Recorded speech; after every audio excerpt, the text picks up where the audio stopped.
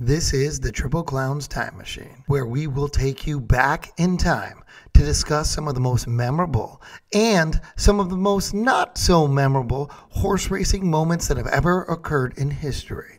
So put on that seatbelt, grab that yellow strap, pull on it, make sure you're secured. It might be a bumpy ride because we are going back in time. Welcome to the Triple Clowns Time Machine. Welcome, everybody, and this is what we like to call a little fun segment we do called the Triple Clowns Time Machine. And Tom from Tom and Tom Racing and myself, G. Randall Johnson, are going to go back in time to the year. And I'll just tell you, think this.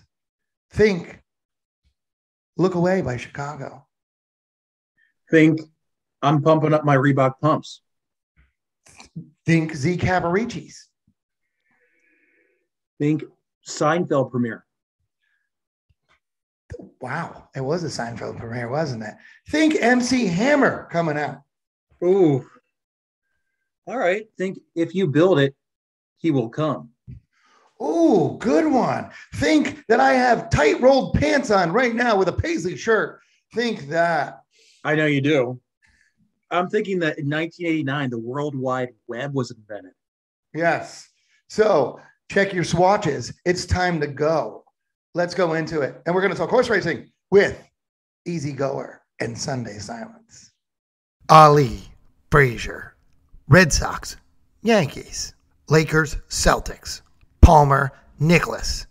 All historic sports rivalries.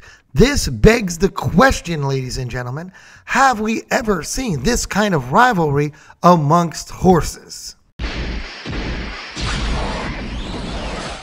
This week on the Triple Clowns Time Machine takes you back to the year 1989 as Tom and I look at one of the most dynamic times in all of racing as we explore the rivalry between Sunday Silence and Easy Goer. The two horses were as different as could be.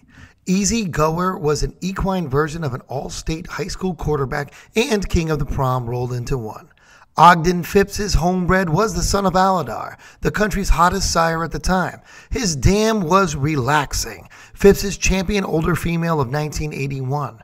The reddish chestnut colt was a strapping individual who reminded some of the great Secretariat, especially at times such as the 1989 Gotham Stakes at Aqueduct, when his winning time of a 1:32.2 was hailed as the fastest time ever for a mile on the dirt by a 3-year-old, or the Belmont Stakes, when his time of 2:26 was second only to Big Red of Meadow Stable. Meanwhile, Sunday Silence was the skinny high school geek. Awkward and thin in his formative years, he was entered in the California 2-year-olds training sale, but was bought back by Hancock for $32,000 when the bidding stalled well short of the $50,000 he wanted for the black, officially dark bay or brown colt by Halo. Now, keep in mind, Hancock bought Sunday Silence for $17,000 as a yearling. Well, and this had everything you really want in a rivalry. You have an East Coast horse, an Easy Goer, versus a West Coast horse and Sunday Silence, a young trainer with Shug. I mean, Shug was young at the time. Imagine that. I don't think he was ever young.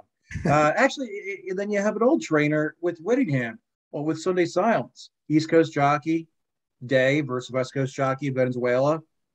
Still my favorite East Coast, West Coast rivalry, even better than Tupac and Biggie. I know you were a big fan of that one, Randy. But we're going to talk about each horse in each of the 4 races. In my opinion, it almost defined late 80s thoroughbred racing. Well, I got to tell you, and as much as, it pains me almost to say, because you're right, I was a big in the Tupac Biggie thing, and, obviously that ended tragically, so we don't like that very much. But I got to throw up the West Side here right now. I got to throw it up because it's clearly Sunday Silence was a better horse, no doubt. I'm going to go there right down. This horse, and he's easy to vote for because I'm going to say he almost died as a weanling. I mean, his legs were as crooked as a finger legs pick for payout. And his owner, Hancock, he didn't even want him. Think about that. And so he tried to sell him at Keeneland. But guess what? Nobody else wanted him either. So he had to buy him back at $17,000. Why? this made this is crazy when you think about it with horse racing. Here's a horse that, you know, we do hear these stories once in a while, but let's watch these races and it's gonna be unbelievable. I mean, this horse almost died, not once but twice as a yearling. One time because of a virus, and he was, I think, shipped as a 2-year-old from Hollywood Park to Kentucky. It's not, I mean, it wasn't a normal thing that this horse went through. I can't say enough about it. The driver of the van, when he was shipping, the van driver died. I mean, this horse couldn't catch a break. The van driver died. God rest his soul. You know, of a heart attack while he's going through Texas, which, you know, you can't get any help in Texas. Have you been through there? It's like barren. I can't get a radio station in Texas. This guy dies with the horse in the back and like flips the thing. I mean, okay, so his 2-year-old season wasn't great. Do you blame him? Do you blame him? I mean, this is ridiculous. And as a 3-year-old, then he goes to Santa Anita Derby, wins by 11 lengths in the San Felipe Stakes. And we're going to go through that. And a lot of people, they don't know this, but most know that the money on the Derby was on Easy Going. They hated the West Coast horse. And a horse that came through everything. It's weird because I feel like nowadays he'd be like more bad. But it was back then in the 80s, we were a little tougher on things. We didn't care about your sob story, apparently. We just went with who we thought was going to win, which I guess it's kind of cool in a sense. And I mean, listen, the horse comes back and wins the Derby. Overcomes death 2 times. Nobody wanted him. No. I mean, you know, Sunday Silence. You make a great point. Why there's not a movie made out of Sunday Silence alone is beyond me. But I mean, I actually have the rights to that movie, so we're keeping it under wraps. Not going to say anything. Listen, you were an East Coast guy back then. I'm an East Coast guy still. I was that kid who actually lived on the East Coast, but I actually was a Sunday Silence fan back in the day. But yeah, Easy Goer was, as you have mentioned, he was like the king of the prom. He was the great horse. And we're going to look through all these 4 races, but just, I mean, we got to talk about Easy Goer for a few minutes here before we get to the Derby. Was one of the best horses to race in the 80s. He had the unfortunate, he was just very unfortunate because he ran the same years as Sunday Silence. If he ran in 90, if he ran in 88 in the Derby, could he have won the Triple Crown? Maybe. We'll never know. That's a great thing about horse racing. He won 14 of the 20 races. He was the betting favorite and all, but the Breeders' Cup Classic, all but one of his races. He won 4 straight, including the Champagne. He lost the Breeders' Cup Juvenile by a nose. And he took in succession, he took the Swale, he took the Gotham by 13 lengths. And then he won the Wood by 3rd. He was the favorite to win the Triple Crown, but as we all know, it didn't happen. Okay. Well, you know what? That's great. It's great. And you made your case with Easy Goer there. I agree. Easy Goer is a great horse, but at the end of the day, let's talk about the Derby. But I have to say something real quick. Did you say the Swale? I mean, you're really going to give me the Swale. Really? Wow. It's great. He won the Swale. It's a grade 3. Big deal. I mean, let me think about the other great horses that have won the Swale. DJ Cat. Ooh, that was a good one. He won a whopping, I think, $237,000 in his life. Way to go.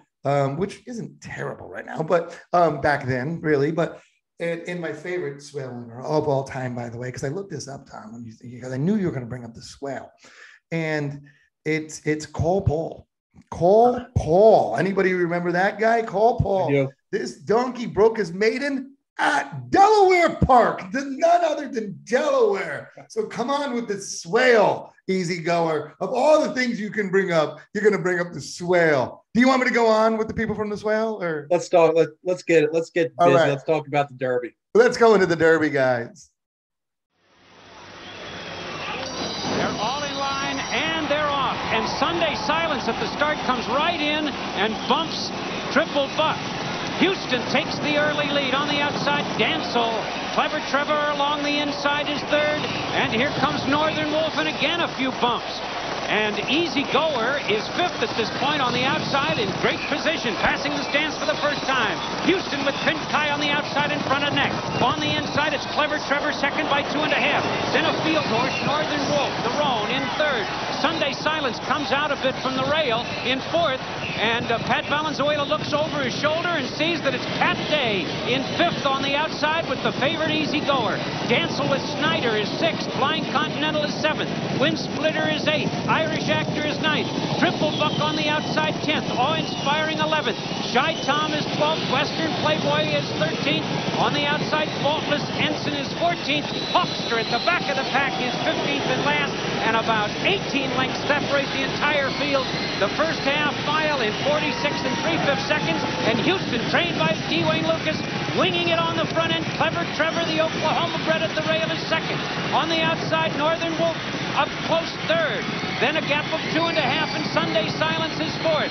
Dancel is 5th, and the favorite Easy Goer is 6th on the outside. Awe-inspiring, his stablemate is alongside and charging up, and now alongside Easy Goer. Then comes Triple Buck and Flying Continental. It's still Houston in front by 3/4 of a length. Northern Wolf 2nd. Here comes Sunday Silence on the outside. The entry of Easy Goer and Awe-inspiring next as they straighten away in the stretch. Sunday Silence with Pat Valenzuela comes over, has a little contact with Northern Wolf. On the inside, Houston is dropping out of it. Dancel is still tough. On the inside, then comes Easy Goer and Awe-inspiring, but with a 16th of a mile to go. And here comes Sunday Silence through the stretch, coming to the finish of the Derby. Sunday Silence wins this Derby by 2 lengths. It's a photograph between Easy Goer and on the outside, Awe-inspiring. So it's Sunday Silence. Easy Goer. Well, that was something, wasn't it, Tom? That was one hell of a race. And I just have to say, Venezuela, that move when he went to the outside to get in front of Easy Goer on the first turn might have been the race. He knew he was outside of him. He went in front of him. And then Sunday Silence coming down the stretch, it reminds you a lot of these 3-year-olds that are all over the track. Authentic was one of them. Like, talk about all over the track. He bumps a horse, goes out wide. Looks like he's lugging, but he's not. Totally green in the stretch there. Just shows how fast he was. But I don't want to say Venezuela outrode Pat Day that day. But the move he made, that he had the move, Pat Day couldn't do anything. The move he made and knew where he was. Like you indicated, all over the course and all over the track. And it was, there was so much bumping and grinding in there that it's amazing that same race, same bumps happen in 2021. What jockey's going to throw up an objection? What could happen? But that is a classic wait all day Pat Day. He was sitting at 6th at one point, and he was waiting, and then Easy Goer was coming up along the rail, and then you see where he finished the race. To your point, he just didn't hug the rail. He was all over. It was a classic race. No, it really was, and it's a good point of if you saw that nowadays. Also with the, they do feet traveled. Sunday Silence's feet traveled in that race would be so much more than almost any horse in that race. I mean, he went out wide and stayed wide, then swung wide again when he went over, swung wide again, and then obviously ran way out to the right at the end. Amazing. And I don't know how after that race, that horse could not be the favorite in the Preakness. I don't care if it's shorter. I don't care. Yeah, and he was. And for those taking notes at home, I missed the trifecta. I had Shy Tom as my 3rd horse, the Chris Antley in the irons. He finished like 9th or 10th, but he was way to bet your name. Hey, I was like 12, so yeah, you're still doing that stuff. So, all right, let's go on. Let's look at round 2.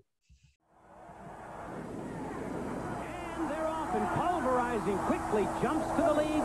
Houston on the outside in 2nd. Dancel between them 3rd. Northern Wolf on the outside is 4th, and Sunday Silence is right there and now 4th, moving up between horses. Passing the stands for the first time. Northern Wolf takes the lead by a head. Houston with Cordero on the inside, saving ground in 2nd. Pulverizing is dropped back to be 3rd. Then on the outside, it's Sunday Silence 4th. Easy Goer on the outside is 5th at this point, 3.5 lengths off the lead. Larry Snyder with Dancel at the rail is next. Then comes Rock Point, and 3 lengths back to the trailer Hawkster, who is 15 lengths off the leader, who is now Houston as they move on to the backstretch. The first quarter in 23 2/5 seconds. It's fast, but not that fast. Down the backstretch, Houston with Cordero leading the pack by 3 lengths. Northern Wolf is second, and now the Kentucky Derby winner. On the outside, Sunday Silence takes second, and here comes Easy Goer with a quick move on the outside with Pat Day. Going down the backstretch, it's Houston in front by a head. Easy Goer, the favorite, up to challenge. Sunday Silence between horses in tight quarters there. Back into third, Dancel is fourth, Northern Wolf fifth. Rock Point on the outside, sixth. Pulverizing has had it. He's back to seventh, and Hawkster hasn't started to run. Midway on the turn, Dancel on the outside to the front. On the outside, here comes Sunday Silence to challenge. Now they're heads apart. Sunday Silence with Pat Valenzuela takes the lead at the quarter pole. Easy Goer back into second position. Dancel coming on third in the stretch. On the outside, it's Sunday Silence. On the inside, Easy Goer. And down the stretch they come. On the outside, it's Sunday Silence. Easy Goer with Pat Day. Back to challenge. Heads apart. Easy Goer on the inside with a slight lead. On the outside, Sunday Silence. The rest of them far back. Here's the finish of the Preakness. Sunday Silence and Easy Goer. Photo finish. Noses apart. I can't tell.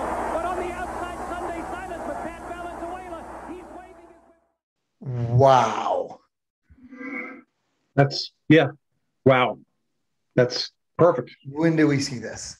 I mean, what a thing. And I tell you what, I even watched that stretch run. I think Easy Goer would have won if he didn't like keep turning his head. I think he wanted to bite Sunday Silence. Having an inquiry, them banging coming down the stretch, like an Easy Goer just hanging tough because Sunday Silence came like a train at him. It did, and I think Dave blamed himself for that. He was really. I think he apologized to Shug after the race, said that he lost the race single-handedly, which, I mean, wow, the guy almost fell out of the damn irons. He held on for his dear life and took the lead after almost falling out of the irons in that stretch run. I mean, I haven't seen every single horse race of all time, but that's got to be one of the best ever, if not the best. Well, yeah, especially since it was the Preakness. Yeah. It was the Preakness. So, yeah, and wow, just wow. Yeah, it's cannot watch that enough. And again, why there is not? We got to get that movie going, Randy. This is. I know. I gotta talk to my people. And once again, Sunday Silence just on top. He's up 2-0 now. And we're going. I mean, but is that really 2-0? I mean, that could be like 1.1 to 1.9, or I don't know what it would be. I don't know if it's a full 2. That's all I'm saying. Yeah, it's my gosh. I mean, you can't knock Easy Goer on that one. But no. And again, I mean, Easy Goer was the favorite in the Preakness, and it was just the at the time. Just looking back at some of the YouTube clips and whatnot, cannot emphasize the rivalry, whether it was media made or fan made, what have you, but just the Easy Goer versus Sunday Silence. I hope we see something like that again, because even though I remember it in 1989, the excitement that the nation really had was unbelievable, and hopefully we might get to see that again. I don't know. Maybe one day. Let's go to round 3. What do you say? Belmont, let's do it. Ready for the Belmont 1989. Will Sunday Silence win the Triple Crown?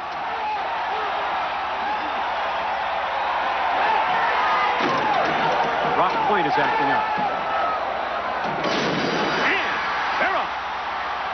Sunday Silence on the outside grabs the early lead. Then comes Le Voyageur up alongside, and between horses, Easy Goer is right there. Firemaker in the middle of the racetrack is fourth. Then comes Rock Point. Triple Buck claims the rail as they round the clubhouse turn. It's Le Voyageur and Randy Romero on the front end, leading the pack by a length and a quarter. Triple Buck along the inside is second by a head. There goes Sunday Silence on the outside. Rock Point between horses fourth. Easy Goer is fifth on the outside, 3 off the rail. 2 lengths farther back, it's Firemaker. Then a gap of 2 on Hawkster, followed by Awe-Inspiring, Imbibe, and Irish Actors 10th and last as they move to the backstretch. On the front end, it's still Le Voyageur running the first race of his life in the United States, the first time on dirt. In front by a length and a quarter. Sunday Silence reserved in second position. Triple Buck is gaining a bit on the inside. Easy Goer on the outside between horses Rock Point. Now moving down the backstretch. The first quarter in 23 and 1, the half in 47 seconds. That's 3 seconds faster than the affirmed Alydar Belmont. Down the backstretch, Le Voyageur in front by 3.5 lengths. With Sunday Silence second, then Easy Goer on the outside third. Rock Point is fourth by a head. Triple Buck along the inside fifth. Firemaker is 6 by 2. Hawkster is 7th. Awe-Inspiring is 8th. Imbibe races 9th, and far back, that's Irish Actor 10th and about 20 lengths off the leader. But it's still Le Voyageur. It is American Debut leading the pack 3 parts of a length. Now Pat Valenzuela asks for speed, and the Kentucky Derby and Preakness winner Sunday Silence responds. Easy Goer is also closing in on the top 2. Midway around the turn, Sunday Silence takes the lead and looks to the Triple Crown. Here comes Easy Goer on the outside to challenge. Le Voyageur is hanging tough. Those 3 across the track, and the others are far back. A quarter of a mile to go in the Belmont. Easy Goer on the outside takes command. Sunday Silence moves to the outside for the drive. The Voyageur is now in third, and down the stretch they come. It's Easy Goer with a furlong to the finish in front by 5. Sunday Silence appears beaten. The Voyageur is third. Down the stretch, and it's Easy Goer with Pat Day winning the Belmont and denying Sunday Silence the Triple Crown. Little less dramatic there. Definitely. Yeah, absolutely. I think I like the track announcer at the end. Just Easy Goer for New York. Just further proclaiming the rivalry that we've been talking about. Yeah, and listen, and if you're looking at the rivalry, 1-1, 2 out of 3. If you look at it, and if you're the person that goes by lengths or something like that, you know how tight the second one goes. So if there's a hair difference in the second one, I mean, everybody in the world saying Easy Goer is so much better because he beat Sunday Silence by a lot. And I do think in the stretch you saw a little bit of him being a little green, because I think that bump when he went out a little bit on him, and then Easy Goer made that swing move. Yeah, I think I might have hurt him. I mean, listen, I didn't look at anybody's beating Easy Goer that day. No, but you can see how this is more closer than you think.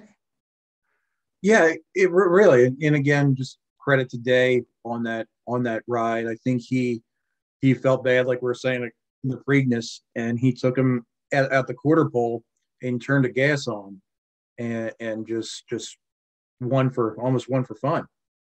Yeah, and as a handicapper looking at this, and where we're headed next is the Classic.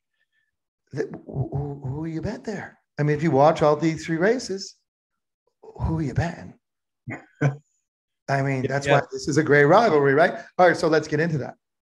Standing in line, and they're off. Sunday Silence breaks alertly. Easy Goer was off a step slow toward the inside. Slew City Slew, Blushing John, and Present Value. And they're passing us now for the first time. Slew City Slew is out to take the early lead now. And he's opened up a quick lead here of 2.5 lengths. Blushing John is second down the outside. Present Value is third. Sunday Silence is rating in 4th position. He's 6 lengths off the lead. Me Selecto is 7th. 4 lengths back to Easy Goer. He is 10 lengths off the lead of Slew City Slew as they move into the first turn. And the trailers are Crypto Clearance and Western Playboy. Slew City Slew, and he zipped the opening quarter in 22 2/5 seconds. A brazen display of early speed in this 1.25 mile classic. Blushing John is tracking him as they make their way onto the backstretch now. Sunday Silence poised on the outside third. Present Value to his inside. Then Me Selecto. Easy Goer is yet to do his best running. He is still 9 lengths off the lead of Slew City Slew. He's 5 lengths behind Sunday Silence, and now he's beginning to roll. They've run a half mile in 46 1/5 seconds. Slew City Slew weakening on the lead. Blushing John has been tracking him all the way. Sunday Silence bracing for the oncoming power of Easy Goer, who's right at his neck, and the stage is set with 3 furlongs to run in the Breeders' Cup Classic. Blushing John taking the lead, 3/8 of a mile out. It's Blushing John in front. Sunday Silence on the outside, gearing up now. He's left Easy Goer 2.5 lengths behind. They're coming to the top of the stretch, and Blushing John is under a hand ride. He leads by 1.5 lengths. Sunday Silence, a threatening presence on the outside. Easy Goer is set down and he's put to a fierce drive. Coming to the final furlong, Sunday Silence surges to the front. Blushing John trying to fight back. Easy Goer with one final acceleration, and Sunday Silence holds on, and he wins by a desperate neck. Easy Goer was too late, not enough. So that's the last race they had. Does this settle an argument? I mean, you got one with 3 out of 4, but is it that much of a blowout? No, and that's why we're talking about it in 2021. That those were four classic races, and how about Chris McCarron getting in the irons on Sunday Silence for the Breeders' Cup? Rode almost practically defined his career. Already an established jockey, but that is definitely an earmark on a Hall of Fame career. Stepping in for this race and how he rode him, and then tip of the cap also to Easy Goer. We looked like we were watching the race just a little bit ago, and looked like the race was over, but did have a little bit more gas in the tank, but just not enough. If it was going another 2 lengths, could Easy Goer have won? You know, and you do look at that, the jockey thing, because you think about, like, was this a whole jockey thing? And obviously you have great jockeys aboard. And Pat Benzuela, shame on you. It was a cocaine charge, wasn't it, or something like that? Yeah, I know. It was Jesus, dude, come on, man. Like, lay off the blow for a minute, bro. But this was the 80s. Miami, the 80s. Yeah, pretty much. But it was the end of the 80s. So, but yeah, because you do look at it like, boy, if they could run those races, those are those races they ran 50 times, it'd be 25-25. No it doubt. Happened, that was 3 out of 4 for Sunday Silence. Yeah. So no doubt. We're not, one thing we talk about often with the horses retiring and trainers decide to skip races, things of that nature. We might not see anything like this again. No, and I mean, maybe if it's 3-year-olds like these guys were, maybe, but they do skip races. They don't, you know, you see them do that. You know, maybe we thought Tiz the Law Authentic were going to have it. They didn't, not even close. Not even the same type of horses. You know what I mean? Had their styles, things like that. I mean, Knicks Go wasn't, you know, was Knicks Go and Charlatan going to be that? Didn't look like it when Charlatan just blew his doors off. And Knicks Go is just a one-pace horse. You know, it's true. It's not like these horses that could come from anywhere. Lead, back, whatever. Stalkers. Like 2 stalkers that are just reading a program. You would be able to, is he going to go? Is he going to win with the late pace? How is he going to do it? There weren't so many different categories like you do in 21 looking at past performances. How is this horse going to win? Yeah. And it's like a horse that, you know, if he hooks up, it's fine. Like I said, you look at these horses now, like the Knicks Goes and everything like that. Once he's passed, he looks like he stops, but he doesn't get past. So he does a great job. So, but is that ever going to be a fun horse to watch? I mean, fun horse to watch because he's good, but one of these, like, is he ever going to get a rivalry because, you know, Gamine, there you go. You know, I mean, Swiss Skydiver Authentic, maybe if Swiss Skydiver kept up that level and when Authentic stayed, maybe they'd have that because they had a nice little duel. They did. Different kind of horses. So we'll see. And I'm sure people will say stuff about that comment, but I think that's what it is. I think it takes a certain running style and type of horse to have a rivalry like this. Affirmed an Alidar, you know. Look at the quarter. I want to go back to this race for one quick minute. Quarter at 22-2. They have at 46. It's in deeper tracks. You got to think that too. In deeper tracks, I think it was like 45 and change this one, but they do that running time now, all that crazy stuff. So those times aren't even right, but you could just see I mean, yeah, they don't let horses get loose back then. No, It's a lot of it's craziness. It's just I don't know. I hope we have this again. It'll be a lot of fun, and I feel like it's never been resolved. I don't feel like Sunday Silence is the total winner. You want to vote for more? You took 3 out of 4. Hey, the champ is the champ, won the classic. But I don't think it's ever been resolved with this is a better racehorse. No, well, even either of them, they are not mentioned in the same breath as some of the all-time greats, or even some of the more modern horses that they're sadly almost forgotten about. I mean, I think sadly Sunday Silence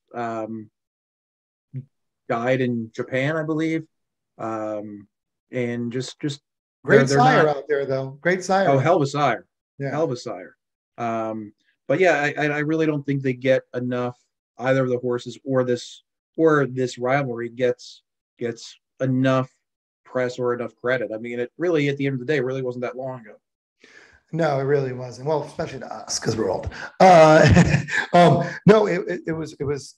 We do forget about these things, and we should look back at these horses and what they did, and it was incredible. And let us know what you guys think about who you think was better. Maybe if they ran again, maybe if we had the Pegasus back in the day, they could have came back at it. That would have been a good. There you go. You know, something like that, because that would have been like 2 months later, right? Right. That would have been really cool. Who would have won that race? A little shorter. It's like, would it be a repeat of the Preakness? Who knows? Would McCarran have been in the irons? On him? Yeah. It's very interesting. I don't know what he did next. Who was on him next? Funny thing, and this is why I hate sometimes rankings. At the end of the day, Sunday Silence was ranked 31 of top 100 horses of all time of the 20th century, and Easy Go is ranked 34. Hard to separate those two. Similar records. Yeah. I don't know how they couldn't be back-to-back, 31, 32. I don't know. No. Middle of them? How close could those horses be to Sunday Silence? I smell a Triple Clowns poll coming. Yes, absolutely. All right. So, Tom, anything to add on this great rivalry?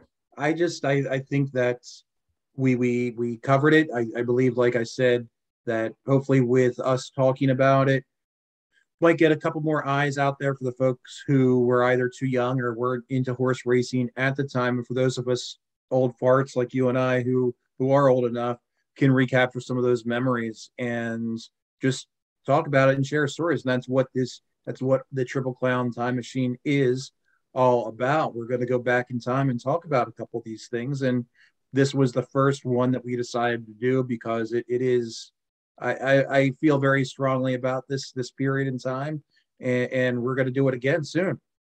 Yeah, not too far, not too recent, kind of perfect. And we'll go further back, and we're going to have to search for ones and let us know what you guys want to see, what year you guys want to see, and we'll do it. So absolutely. Yeah, absolutely. So for me, G. Randall Johnson and Tom from Tom and Tom Racing, pop the collar. I'm going to untight roll my pants because it's cutting off the circulation in my feet right now. There it is. Back to the 80s, throwing it back. We'll see you guys later for next time for Triple Clown's Time Machine.